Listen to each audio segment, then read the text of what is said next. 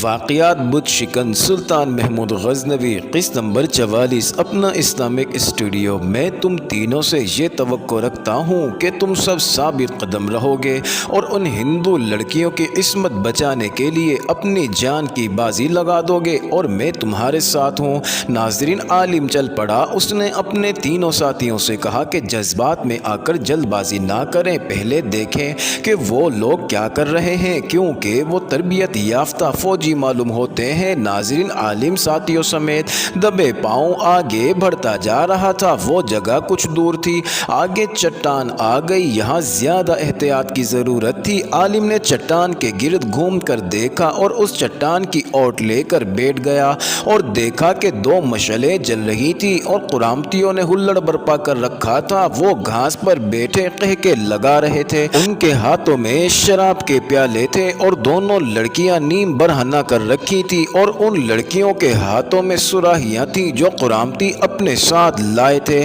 ناظرین، لڑکیاں ان کے پیالوں میں شراب ڈال رہی تھی۔ کبھی ایک قرامتی ایک لڑکی پر لپکنے کی کوشش کرتا اور شراب کی زیادتی کی وجہ سے گر پڑتا، کبھی دوسرا گر جاتا۔ وہ ان کے ساتھ بےہودہ حرکات کر رہے تھے۔ عالم اور اس کے ساتھی اوٹ سے دیکھتے رہے۔ ناظرین، قرامتی ہنسی مذاق اور لڑکیوں کو چھیڑخانی کرتے ہوئے شراب زیادہ پی گئے تھے۔ قرامتی کمانڈر اٹھا اور اس نے نشے کی حالت میں کپڑے اتار دیے۔ وہ اتنی زیادہ پیے ہوئے تھا کہ اس سے اپنے پاؤں پر کھڑا نہیں ہوا جا رہا تھا۔ اسی اثنا میں عالم نے اپنے ساتھیوں سے کہا کہ قرامتیوں پر ٹوٹ پڑو۔ عالم کے ساتھی اتنی تیزی اور پھرتی سے قرامتیوں پر جھپٹے کہ قرامتیوں کو سنبھلنے کا موقع ہی نہ ملا۔ دوسرا، شراب کی زیادتی نے قرامتیوں کو لڑنے یا دفاع کرنے کے قابل بھی نہیں چھوڑا تھا۔ قرامتی کمانڈر پر عالم نے خود حملہ کیا اور ایک ہی تلوار کے وار سے قرامتی کمانڈر کی گردن تن سے جدا کر دی۔ وہ لڑکی جس کو قرامتی کمانڈر نے نیچے گرا دیا تھا، وہ چیخ مار کر بے ہوش ہو گئی اور قرامتی کمانڈر کے خون سے لت پت ہو گئی۔ باقی تینوں قرامتیوں کو عالم کے ساتھیوں نے ہلاک کر دیا تھا۔ بے ہوش لڑکی کے منہ پر پانی کے چھینٹے مارے گئے تو وہ ہوش میں آ گئی۔ وہ ڈری سہمی ہوئی تھی۔ ہندو کی بیٹیاں عالم اور اس کے ساتھیوں کے ہاتھوں میں تلواریں دیکھ کر مزید خوفزدہ ہو گئیں۔ وہ سمجھنے لگی کہ پہلے والے 4 وحشیوں کو ان لوگوں نے قتل کر کے ہمیں اپنے قبضے میں کر لیا ہے اور اب یہ ہمارے جسموں سے کھیلیں گے۔ مگر جب عالم نے لڑکیوں کو کہا کہ گھبراؤ نہیں، ہم مسلمان ہیں، ہم سے خطرہ محسوس مت کرو، اور ان کے والد اور بھائی سے کہا کہ ان قرامتیوں کے سامان پر قبضہ کر لو اور اسے اپنا ہی مال غنیمت سمجھو اور اپنا لوٹا ہوا مال بھی لے لو، تو لڑکیوں کو کچھ تسلی ہوئی کہ ہمارے ساتھ برا سلوک نہیں کیا جائے گا۔ عالم نے کہا کہ اپنی دولت اپنے قبضے میں کر لو۔ بوڑھے نے قرامتیوں کی لاشوں کی تلاشی لی تو اس کو اس کی چھینی ہوئی رقم اور سونا مل گیا۔ ناظرین، عالم نے جب اتنی زیادہ مالیت دیکھی تو بوڑھے ہندو سے پوچھا کہ اتنی زیادہ دولت پاس ہونے کے باوجود تم لوگ پیدل کیوں بھیرا سے نکلے تھے؟ تم لوگ گھوڑے یا اونٹ خرید سکتے تھے؟ تو بوڑھے ہندو نے جواب دیا کہ بھیرا سے باہر کسی کو بھی نہیں نکلنے دیا جا رہا تھا، اس لیے وہ گھوڑے یا اونٹ نہیں خرید سکتے تھے۔ وہ سارا کنبہ ایک ایک فرد کر کے بھیرا سے نکلے تھے اور بھیرا سے دور جنگل میں ایک جگہ سب اکٹھے ہو گئے تھے۔ عالم نے ہندو فیملی سے کہا کہ اب تم لوگ ہماری حفاظت میں ہو، اگر کہو تو ہم تم کو اپنے ساتھ بھیرا لے چلتے ہیں اور اگر کہو تو ہم تم کو حفاظت کے ساتھ ملتان پہنچا دیتے ہیں۔ مگر بوڑھے ہندو نے کچھ نقد رقم اور کچھ سونا عالم کے سامنے رکھتے ہوئے کہا کہ یہ ہماری طرف سے چھوٹا سا نذرانہ قبول فرمائے، ہمیں اونٹ اور گھوڑے مل گئے ہیں، اس لیے ہم خود ملتان چلے جائیں گے۔ ناظرین، عالم کو ہندو بوڑھے کی یہ حرکت بالکل پسند نہ آئی تو عالم نے غصے سے کہا کہ تم نے ہمیں کرائے کے قاتل سمجھ رکھا ہے، اٹھا لو اپنی یہ رقم اور سونا، اگر ہم ایسے ہوتے تو تم سے تلوار کی نوک پر سب کچھ چھین سکتے تھے۔ آج رات تم لوگ آرام کرو، ہم تمہاری حفاظت کریں گے۔ اس لڑکی کا جسم خون سے لت پت ہے، اسے چشمے پر لے جا کر نہلاؤ۔ ہندوؤں کو ایسے اچھے سلوک کی توقع نہیں تھی، مگر مسلمانوں کے اس اچھے کردار کو دیکھتے ہوئے وہ بہت حیران ہوئے۔ دونوں لڑکیاں اپنے بھائی کے ساتھ چشمے پر چلی گئیں۔ ناظرین، عالم نے بوڑھے बूढ़े हिंदू से पूछा कि भीरा के हालात कैसे हैं, तो बूढ़े ने कहा कि भीरा से बाहर मुसलमानों और हिंदुओं के दरमियान बड़ी ही खूनरेज जंग लड़ी गई है। राजा बज्जी राय ने खुदकुशी कर ली है। दोनों फौजों का इतना ज्यादा नुकसान हुआ है कि दोनों फौजें आधी आधी रह गई हैं, बाकी आधी आधी जंग में मारी गई। नाज़रीन, बूढ़े हिंदू ने ये भी बताया कि सुल्तान महमूद गजनवी की फौज इतनी थोड़ी रह गई है कि अगर किसी तरफ से भीरा पर हमला हो गया तो भीरा सुल्तान के हाथ से निकल जाएगा, सुल्तान भीरा का दिफा नहीं कर सकेगा। आलिम ने पूछा कि अब भीरा पर हमला कौन कर सकता है? बूढ़े ने जवाब दिया कि राजा अनंतपाल, लेकिन सुना है कि अनंतपाल लाहौर में नहीं है, उसने पिशावर के करीब दरिया के पार सुल्तान का रास्ता रोकने की कोशिश की थी, मगर सुल्तान की फौज ने उसे ऐसा घेरा कि वो बड़ी मुश्किल से अपनी जान बचाकर भाग सका। हमने सुना है कि लाहौर में राजा अनंतपाल का नौजवान बेटा सिखपाल है, शायद वो भीरा पर हमला कर दे। फिर बूढ़े ने जरा सी खामोशी के बाद आलिम से पूछा कि आप लोग कहाँ से आ रहे हैं? तो आलिम ने जवाब दिया कि हम मुल्तान से आ रहे हैं। बूढ़े ने कहा फिर तो आप कुरामती मुसलमान होंगे और हमारे दोस्त होंगे। आलिम ने कहा कि हम मुल्तान से ज़रूर हैं मगर हम कुरामती नहीं और ना ही तुम्हारे दोस्त हैं, मगर तुम डरो मत, खुलकर बात करो, हम तुम्हें कोई नुकसान नहीं पहुंचाएंगे। नाज़रीन, आलिम ने हिंदू को गौर से देखा, फिर उसके साथ औरत को भी गौर से देखा जिसे हिंदू अपनी बीवी कह रहा था। इतने में लड़कियां नहा कर आ गईं। वो गोरे रंग के साथ शहजादियां लग रही थी और वो नौजवान भी बिल्कुल अलग अलग लग रहा था। आलिम ने सबको गहरी नज़र से देखते हुए सोचा कि इन सब में किसी की भी आपस में मुशाबिहत नहीं मिल रही है, ज़रूर दाल में कुछ काला है। आलिम ने बूढ़े को देखते हुए कहा कि ये जो 4 आदमी मरे पड़े हैं उन्होंने तुम दोनों को भगा दिया था, लेकिन हम तुम्हें भागने नहीं देंगे।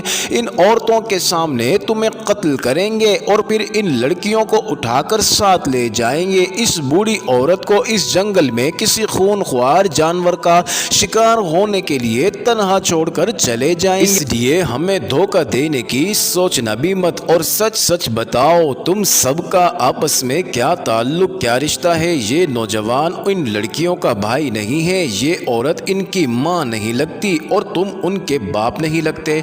हिंदुओं वाली जहनियत को अलग रख दो और जो हमने तुम पर एहसान किया है उसको मत भूलो। हमने तुम्हें मदद और मंजिल तक पहुंचाने की पेशकश की है और तुम झूठ बोल रहे हो। नाज़रीन, दोनों हिंदू बूढ़ा और जवान खामोश हो गए और एक दूसरे की तरफ देखते हुए आलिम की तरफ देखने लगे क्योंकि उनका झूठ पकड़ा गया था। आलिम ने पूछा क्या तुमने उन्हें बताया नहीं था कि तुम कुरामतियों को दोस्त समझकर मुल्तान जा रहे हो? बूढ़े के मुंह से निकल गया कि हाँ, हमने उन्हें बताया था, इसीलिए उन्होंने हमारी जान बख्शी कर दी थी और कहने लगे कि तुम दोनों मुल्तान पहुंचो। आलिम ने कहा कि अगर तुम सही और सच्ची बात बता दोगे तो भी हम तुम्हें कोई नुकसान नहीं पहुंचाएंगे क्योंकि हम मुल्तान के ताजिर हैं और भीरा जा रहे हैं। बूढ़े हिंदू ने कहा कि आपने वाकई हम पर एहसान किया है, आप हमें कत्ल कर सकते थे मगर आप लोगों ने हमारी मदद की और हमारा इनाम भी कबूल नहीं किया। अगर सच्ची बात जानकर आपको खुशी होगी तो मैं ज़रूर बताऊंगा, मैं इनमें से किसी का बाप नहीं हूँ। ये लड़का इन लड़कियों का भाई नहीं है, ये औरत इनकी माँ नहीं है बल्कि नौकरानी है जो इनके साथ मुल्तान जा रही है। आलिम ने पूछा कि क्या तुम किसी खास मकसद के तहत मुल्तान जा रहे हो?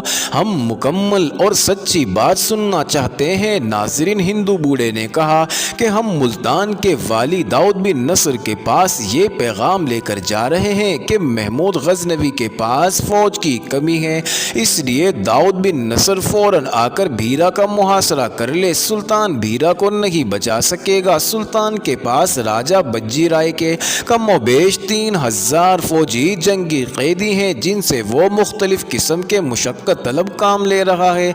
अगर दाऊद बिन नसर भीरा का आकर मुहासरा कर ले तो यही जंगी कैदी भीरा के अंदर बगावत बर्पा कर देंगे और मुस्लिम फौज के लिए मुसीबत का बाइस बन जाएंगे। नाज़रीन, आलिम ने हिंदू बूढ़े से पूछा कि तुम्हें किसने इस काम के लिए भेजा है? नाज़रीन, हिंदू बूढ़े ने जवाब दिया कि जिस तरह तुम्हारी फौज के सालार होते हैं इसी طرح ہماری فوج کے بھی سالار ہوتے ہیں۔ راجہ بجی رائے کی زیادہ تر فوج ماری گئی ہے، کچھ ادھر ادھر بھاگ گئے ہیں اور کچھ مسلمانوں کی قید میں ہیں۔ چند ایک اعلیٰ عہدیدار زندہ بچ گئے ہیں، ان میں سے کچھ لاہور چلے گئے ہیں اور کچھ بیرا کے مندر میں چھپے ہوئے ہیں۔ میں بجی رائے کے راج کے دربار کا عہدیدار ہوں۔ شکست کے بعد میں بھی مندر جا چھپا تھا۔ سلطان محمود غزنوی نے حکم دیا کہ کسی ہندو کو پریشان نہ کیا جائے اور کسی بھی ہندو کے گھر میں کوئی مسلمان داخل نہ ہو۔ سلطان کے اسی حکم کی وجہ سے ہم لوگ زندہ بچ گئے۔ مندر میں ہماری فوج کے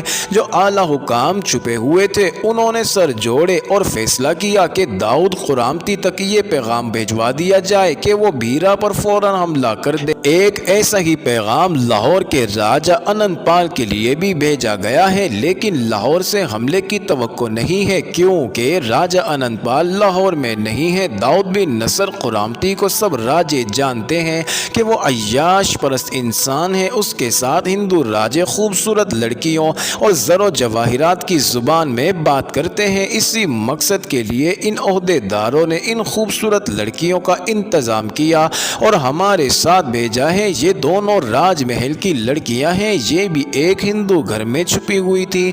انہیں بلا کر سمجھایا گیا اور بتایا گیا کہ ان کو داؤد بن نصر کے پاس بطور تحفہ بھیجا جا رہا ہے اور تم نے داؤد کو بیرا پر فوری حملے کے لیے تیار کرنا ہے۔ اس کے علاوہ یہ سونا اور رقم بھی داؤد کے لیے بطور تحفہ بھیجی جا رہی ہے۔ اس سونے کے علاوہ ہمارے پاس اور بھی سونا ہے جو ان مرے ہوئے آدمیوں کو نظر نہیں آیا تھا۔ بوڑھے نے بات جاری رکھتے ہوئے کہا کہ میں پھر آپ کو ایک بار کہہ رہا ہوں کہ جو سونا اور رقم میں آپ کو نذرانے کے طور پر پیش کر رہا ہوں وہ آپ لے لیں۔ عالم نے کہا کہ میں تمہیں ایک بار پھر کہہ رہا ہوں کہ ہمارے سامنے دولت کا ذکر مت کرو، ہمیں اس سے کوئی دلچسپی نہیں ہے۔ عالم کا مقصد اس کے سینے سے پورا راز نکلوانا تھا۔ جو بات تم ہمیں سنا رہے ہو ہمیں اس سے بھی کوئی دلچسپی نہیں ہے۔ ہم نے تم لوگوں کو اپنی پناہ میں لے لیا ہے اور تم لوگوں کو حفاظت سے ملتان بھی پہنچا دیں گے۔ تمہارے فوجی سپاہیوں نے سلطان سے شکست کھانے کے بعد